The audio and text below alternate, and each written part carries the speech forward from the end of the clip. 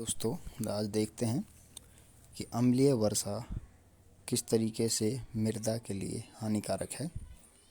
अम्लीय वर्षा जो होती है वो मिट्टी में अम्लता की मात्रा बढ़ा देती है। अम्ल वर्षा के कारण मिट्टियों में अम्लता की अधिकता हो जाती है और इस अम्लता की अधिकता के कारण जो सांद्रण की मात्रा अधिक हो जाती है और वो फसलों के लिए हानिकारक होती है। दूसरा, मिट्टी का वृहद अपरदन, अवनालिका अपरदन यानी कि गुल्ली इरोजन कहलाता है।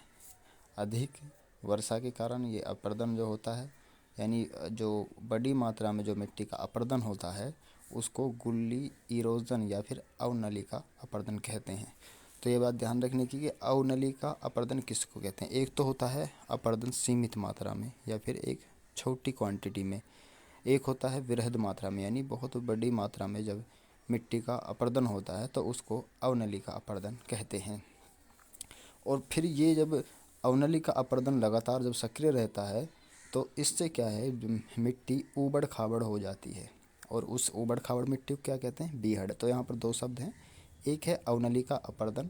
अवनलिका अपरदन होता है जो अधिक मात्रा में जब मिट्टी का अपरदन होता है वृहद मात्रा में, और इस जब ये लगातार होता है, लगातार अवनलिका अपरदन होता है तो फिर मिट्टी ज़मीन जो होती है वो ऊबड़ खाबड़ हो जाती है और उसको क्या कहते हैं, उसको बीहड़ या फिर रिवाइन कहते हैं।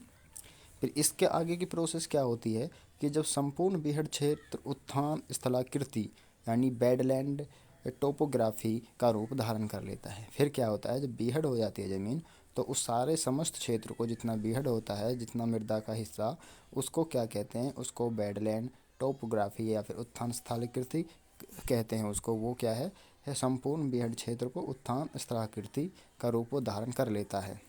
तथा भूमि बंजर भूमि, और उस भूमि को क्या कहते हैं, उस क्षेत्र, उस टुकड़े को क्या कहते हैं, उसको तो कहते हैं है क्या, उत्थान स्थलाकृति। और जो भूमि होती है उसको कहते हैं वेस्ट लैंड यानी बंजर भूमि।